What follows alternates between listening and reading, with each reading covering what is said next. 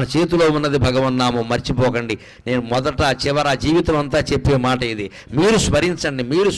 మనస్సులో స్మరించదలుచుకుంటే మడి లేదు, ఆచారం లేదు, ఇవి స్నానం చేసే సమయం లేదు, భోజనం చేసే సమయం లేదు, ఎప్పుడైనా స్మరించవచ్చు. దానికి నియమం లేదు, నిష్ట లేదు, మనస్సుకి రూపం లేదు, కాబట్టి ఏ నియమం ఉండదు. అన్ని రోజులు పాటించినా ఒక్కరోజు కాళ్ళు కడుక్కోలేదు, దేవుడు అంత కక్ష కట్టడమ్మా.